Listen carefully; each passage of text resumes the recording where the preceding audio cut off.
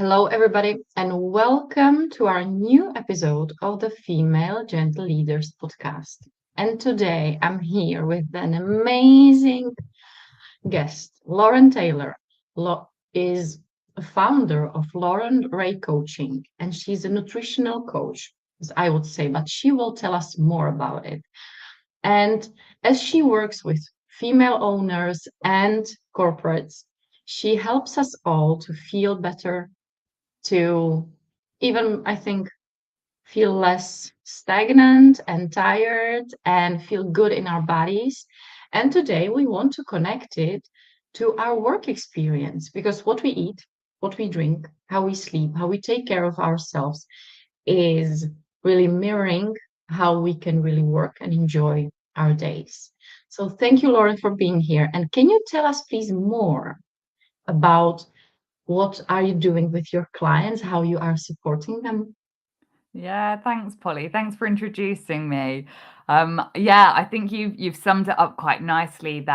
I'm a nutrition coach, I'm a corporate nutrition consultant, and I really stepped into this space because I realized how much our nutrition and our diets actually impact us day to day. And I think we overlook it quite a lot. We eat particular ways because it's how we've been conditioned, or it's because that's what everyone else is doing around us. And we don't always actually think about how it's affecting our bodies and our minds and how we feel day to day. And the thing is, how we feel affects how we can show up. And so that affects us in our work, in our businesses, even in our personal lives, in our friendships, in our families. So it's really important to understand, I think, the impact that foods have on us. It's something that is different for all of us.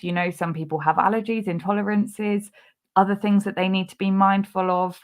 Some of us just process and metabolize some foods better than others. So sometimes it's understanding what works for us. And I really I really love nutrition as a tool to make us feel our best and to make us feel strong and empowered and like we can take on anything because, you know, business is hard, right? So we want to make sure we're at our top all of the time so we can take on the challenges that come our way. That's true. That's true. We need our good food for us to feel energized, right? And not like, oh my God, I'm dying. I can't do anything. Yeah. And the thing is, right, I mean, how many times do we wake up and we think, oh my gosh, I'd rather stay in bed? Like, how many times do we get to 3 or 4 o'clock in the afternoon and we're like, oh my gosh, I'm like so hungry, or I'm so tired, I need another coffee to get through the day. And actually, what we eat has so much impact on that. And we could actually have so much influence over how we feel and create more energy and feel good throughout the day and into the evening just by making some little tweaks and manipulating something that we already do every day, just manipulating it slightly so that it can boost our energy and make us feel really good. And I really like, as you say, like manipulating it slightly, because I think that when we imagine, like, okay, I need to change, we are often afraid of a big change, of us suffering from like not good food, maybe even, or being forced to eat something that we hate. Like for me, it's broccoli. Sorry, I can't. Broccoli is one of my favorites. How could you say that? I like Brussels sprouts instead. Like I know most of people hate them. I love them. So I think it balances my hate towards broccoli, Brussels sprouts just as good. right? So this is exactly what I love about your work, that it's deep, but still it doesn't make your clients fear the change. And this is my question about it. What is the moment when the clients often come to you? What is that moment when we like feel, okay, now is Lauren time. I need Lauren now. Yeah. I think, I mean, like you say, there is a lot of fear, and I think a lot of the time people get to that point of coming to work with me or seeking that extra support and help because they've struggled for so long, and they're trying these things, like you say, the foods that are not nice maybe, or maybe it's a lot of restriction. They feel like they're cutting back and cutting back and cutting back, and not really making any progress. And it's in those moments where you start to feel desperate. You feel like no matter what you try, you can't feel good. And I mean, I know that, and it is one of the reasons I started doing this work, is because I was that person. I was in that place where I was struggling to get out of bed every day. I had quite a lot of illness and symptoms at the time, issues with my gut. I was suffering with headaches, but mostly I was just so fatigued, and I was depending on caffeine to like keep getting through. I felt awful, but I still wanted to show up at work, and I just kept pushing through. And I got to that place where it was I can't say anything other than desperation. I couldn't figure it out for myself, and I needed someone to help me. And I think that's sometimes where a lot of people get to when they come to work with me. But I really love it when people can come to this point before this stage, because it always takes something quite difficult and serious, I think, to trigger change. There always has to be this catalyst that is quite deep and difficult. And I wish we could understand the benefits of changing our diets. And like I say, it doesn't have to be eating the horrible foods. It doesn't have to be the restriction. It's none of those things we think it is. But if we could just add some things that would boost our energy and eat in particular ways that can make us feel good and feel like we can make it through the day without having to rely on that caffeine or struggling through, then we're capable of so much more. We can put so much more into our work. We can put so much more into our relationships, into our lives, if we get to that point before we get to that difficult place. Thank you for that. And yes, I think the worst or the hardest part about being human is that until we don't struggle, we still think that there's enough time and there's not the time to do the change. And you know what I do? I do the same with business, right? So with me, business owners come to me when they struggled enough. So as you were telling it about the nutrition, for me, it felt like, yeah, that's a mirror of my client too. And I feel always the same. Like you don't need to burn out. You don't need to struggle before we can change it. But still, it's in our nature maybe to do it like first way, like do the hardship and then change. And then we don't need it anymore, right? But I wanted to ask you, what was your journey? So you already know it started with the struggle. So how did you come to be such an amazing nutritional coach as you are now? What were the important parts of your story? Yeah, I think, there's some really key things for me, that kind of led me particularly to doing the work that I do with businesses now. There's other parts of it that led me to just working in this nutritional and well-being space, as it is. But I think, if I look back to my early career, that's kind of what started the journey, I guess, started the path. I didn't know this is where it was leading then. I was someone that didn't really see my potential. I probably, I had lots of big ideas, and I wanted to grow my career, and I wanted to develop and become a leader, and I wanted to be a change maker, and I had all these big thoughts. But the person that was in my mind and the person that, you know, I was actually becoming in my career were very different from each other. I didn't have much confidence in myself. I didn't really have any belief. Those visions that I had of kind of what I wanted to be doing, I thought were someone else's journey. I didn't really see myself on that path. So, you know, I went through my career and I did okay, but I never really got to those things that I really wanted. And, you know, it was only when my health got really bad. Like I say, I'd had headaches from childhood. I remember going to the doctors. I'd always suffered with them. And I was just constantly, I'd literally wake up and take painkillers, just anticipating that I would have a headache. And then, you know, my gut health started really deteriorating, and I was just so fatigued all the time. I was in pain all the time. And I was getting to a point where I just didn't want to get out of bed anymore. And that really was the turning point where I was like, I need some help with this. Like, I can't get the answers to this on my own. Now, obviously, I went and worked with a coach who helped me to understand my body and understand nutrition and understand the foods that I'd been eating that were making me feel worse, the foods that I could be eating to make me feel better. And really, again, like understanding how to manipulate that. Now, I obviously wanted to fix my health, but I didn't anticipate how that was going to change my mindset. As I started to feel better, I started to grow this confidence and find these beliefs in myself, and I really started to connect back to those parts of me that I'd always wanted to become.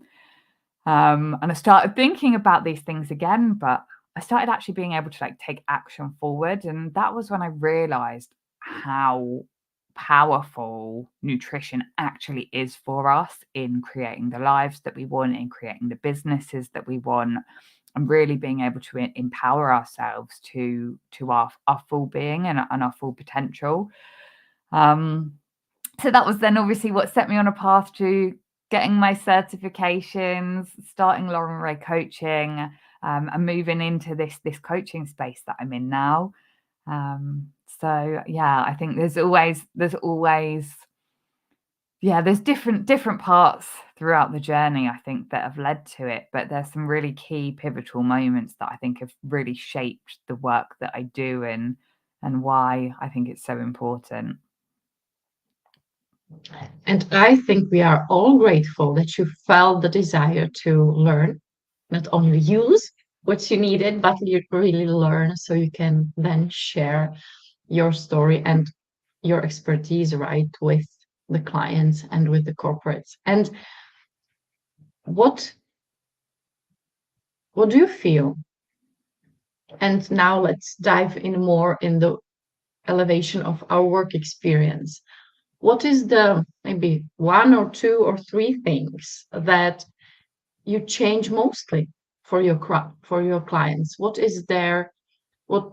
are the three things that are often in need of a change? Yeah, I think that's a really I'm great trying question. to create that question, right? I just felt it there. Yeah, I think it's really great. Now, I do want to start by saying, you know, it can look different for everyone. So it's really useful to be able to understand and connect in with yourself and what works for you. But I think, you know, some of the things that are probably the most common that I work with people, first of all, is eating more. This is a great one. Everyone loves this because particularly as women, you know, we've grown up with diet cultures and a lot of pressure around our weight and our body shape and size. And we've been taught that, you know, you need to eat less and less to look a certain way. And you know, I mean, I think for the first 25 years of my life, I associated being slim with being healthy, and they don't always go hand in hand, right? So I was always striving for this weight loss, and it's the same thing I see with lots of the people that I work with, is that they're striving for this weight loss, but that doesn't actually always equal healthy, and people end up feeling very fatigued, feeling really depleted of energy, because they're not actually providing their bodies with the resources that they need to feel good. They're not, I mean, we're taught, I think we've been taught to fear a lot of foods. Carbs are bad, fat's bad. Your body relies on these. Your body needs them to function and feel good. So if you're completely restricting this stuff all the time, you're going to feel a bit rubbish. And so many people, when we start working through the diet, what I tend to do is get my clients to do a food diary for a few days. Then I can take that and break it down and analyze it and figure out kind of what you're eating for your energy needs, what you're eating in terms of, the nutritional values and qualities of it. And one of the most common things I see is that people just aren't eating enough. So that's one of them. Another one, and I think this one's already really... love it. Yeah, Like, yeah, sorry to interrupt you. Like, yeah, eating more. It's exactly what even my friend told me when I was gaining weight. She said, "Eat more. Like, eat more." Yeah. And I said, "Yay! I'm eating more."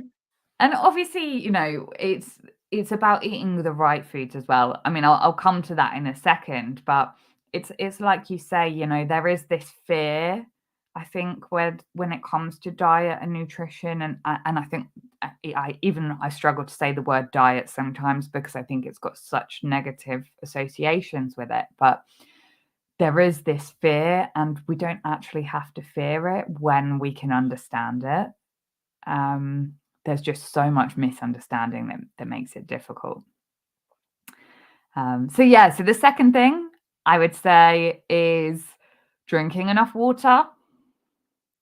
Really something that's really underestimated. I know so many people are like, I just don't like water. I don't want to drink it. I mean, teach yourself to like it, because it's really going to play a part in how you feel. If you're not drinking enough water, your body quite quickly is going to be like, oh, I need to preserve what I've got here.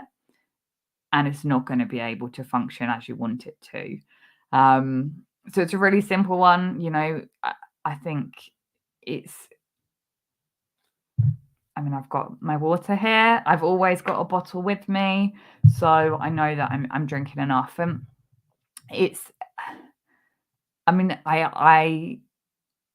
I learned that, if you feel thirsty, you're already on the way to dehydration. So you shouldn't ever really feel thirsty. So if you're at that point right now, please go and drink a glass of water. It will definitely make you feel a lot more energized. It will definitely make you feel better. And then, the third thing, I said I'd come back to it, is eating the right foods. Now, I really don't believe in restriction. I don't believe that, any foods need to be completely off limits. But I do think we need to change the balance, perhaps, of what we're eating and how we're eating it. And one of the things that I always say is to think about what you can add rather than what you can take away. And when I say think about what you can add, I'm talking about how we can increase the nutritional value. We know there's lots of different vitamins and minerals. There's, water is a nutrient. There's all these different things that our body needs. And if we are eating the same foods all the time, now I am a lazy cook, and I'm so set in my habits. I eat the same thing for breakfast every day. I eat the same thing for lunch most days, but I understand what foods I need to be included. So I make sure my foods incorporate all these different things. But if we're constantly eating the same things every day, Polly, give me an example of a meal you eat all the time.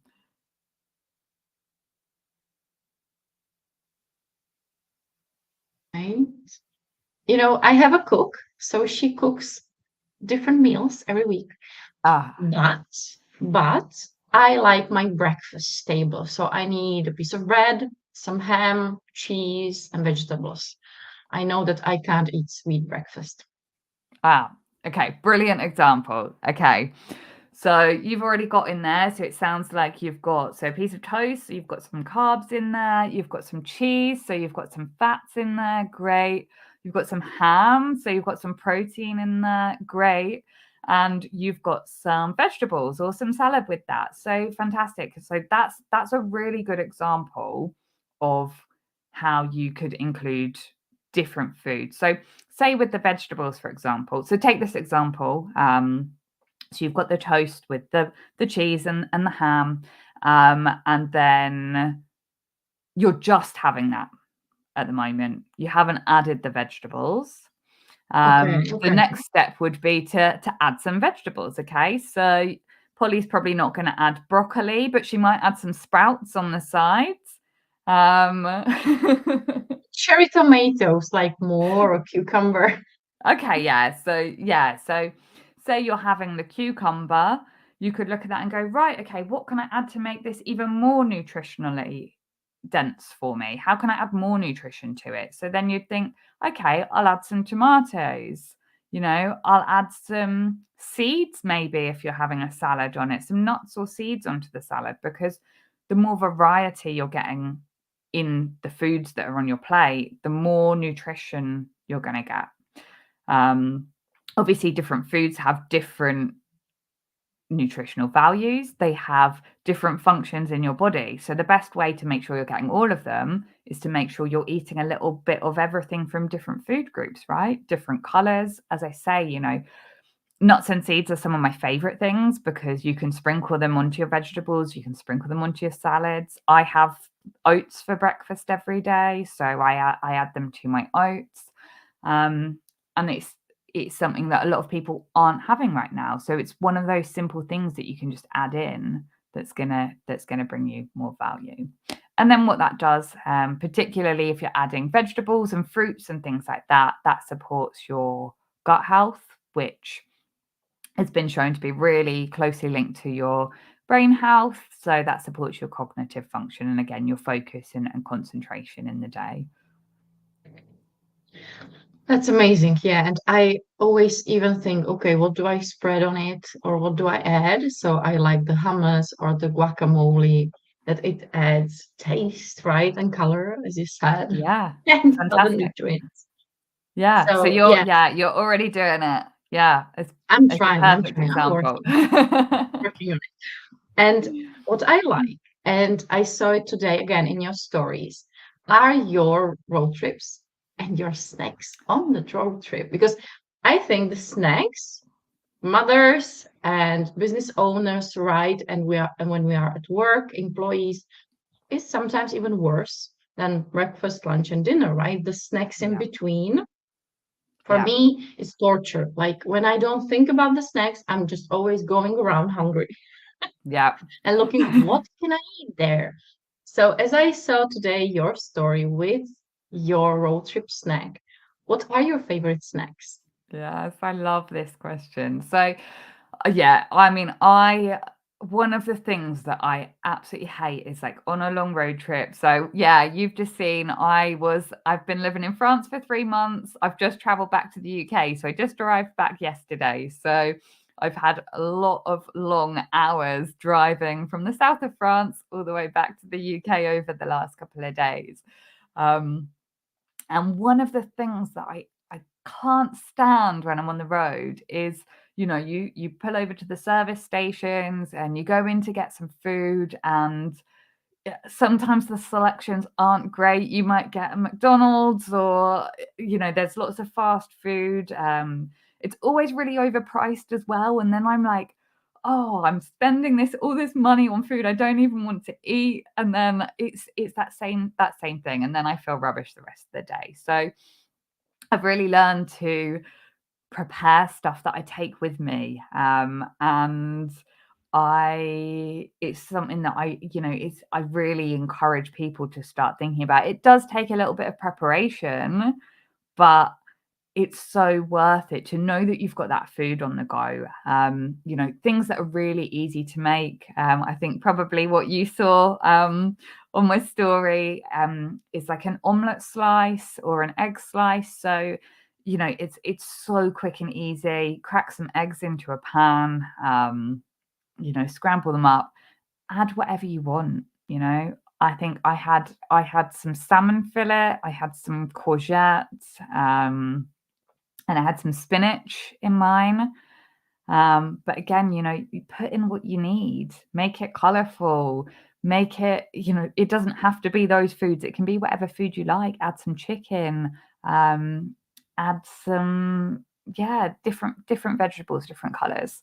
And then, you just cook it up, slice it up, put it in a zip bag or put it in a lunchbox and take it with you on the road. Things like overnight oats, again, really quick to make the night before.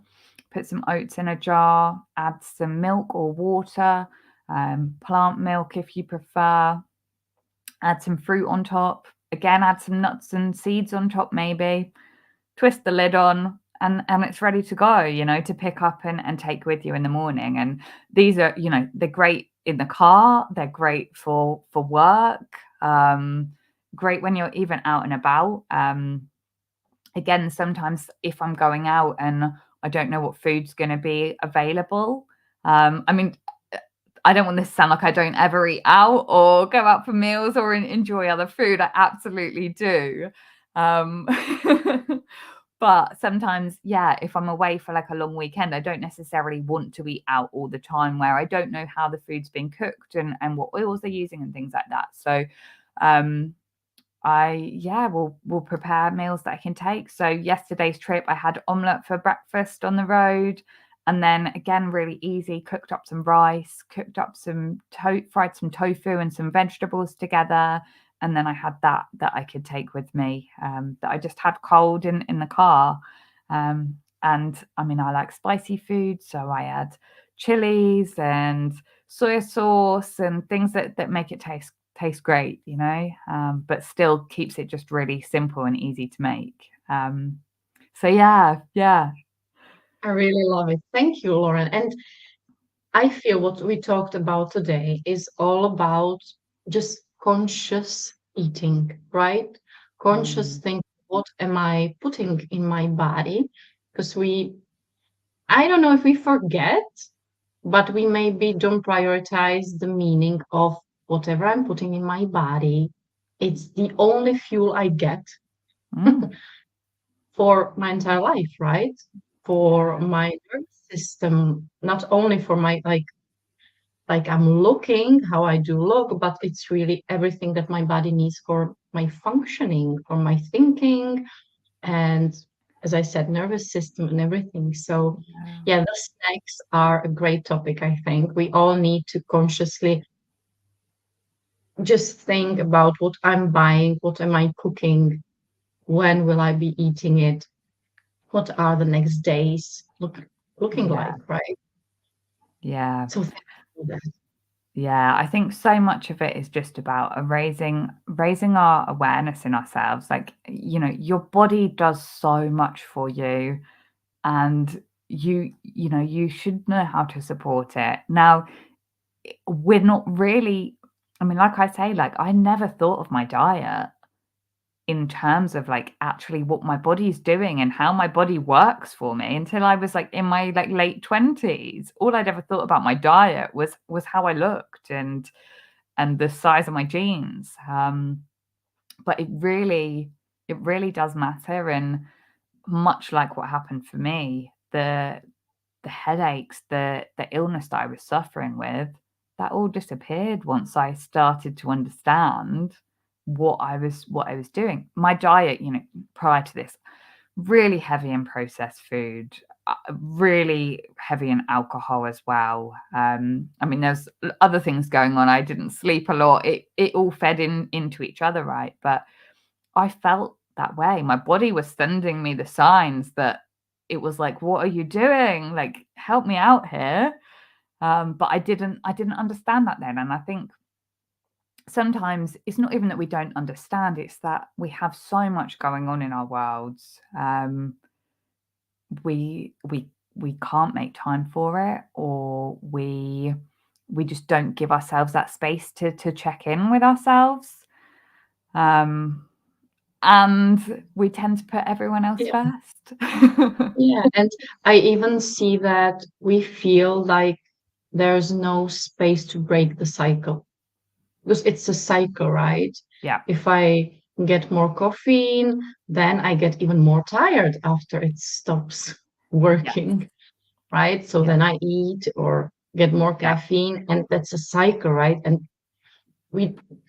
for me, for example, what I saw in myself, not with the caffeine, because I'm really sensitive for it, but the cycle of children, work, the day, and when can I stop, break the cycle, and start changing it, right? There was, as you said, there's never enough time for ourselves.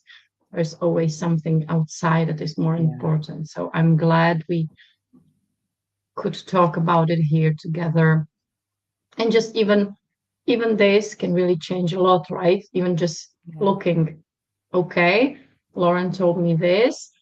Let's check what I'm drinking. I have my bottle always with me. Not now, like I couldn't find it before we went live. I'm the same. I always have my bottle with me. So, Lauren, thank you so much for being here. And my last question before we wrap it up is, what do you feel? I didn't ask. What is just needed here to be said? Oh, yeah. I think, I think when we break it down, it can be really simple. I don't think, as soon as we think of nutrition, we think, oh, it's really complicated, and I don't have time, I have too much going on, it's really expensive. We start to have all these ideas in our head. But when we actually understand what nutrition really is, it can become really simple. And things that I've mentioned today, like drinking water, that's going to go a really long way. And it doesn't take any planning. It doesn't take any preparation.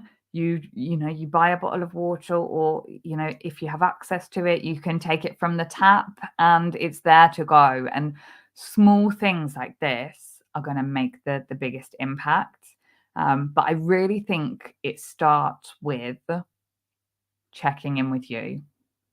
And again, coming back to this timepiece, like if you're running a business and then you're looking after a family, and then you probably have a ton of other responsibilities as well, you're thinking, yeah, I don't know where it's going to fit in.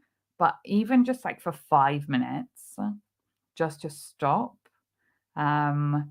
at the start of your day, at the end of your day, in the middle of your day, whenever you feel like it, whenever you can just fit in, just stop and think, how are you feeling? Because your body does send you these signals. And it's only when you start to recognize it and catch yourself in those moments that you can start to change how you respond to that and start taking actions that are going to make you feel better. That's a great thing to do, right? Just a few minutes, stop, breathe. I love it. And yeah, I like it. I like to do it too when I remember. So thank you for making us remember, right? That it can be this simple. The start, the break of the cycle can be this simple. And yeah, our bodies just know best, right? If we learn to listen, our bodies will tell us everything they need. They really do. Thank you. Thank you, Lauren, so much. And thank you, everybody, for being here with us. And don't forget to follow. And yeah, let's see each other on the next episode, or with another guest, or just with me in my solo episodes too. So have an amazing day, everybody. And thank you, Lauren, once again for being here with us.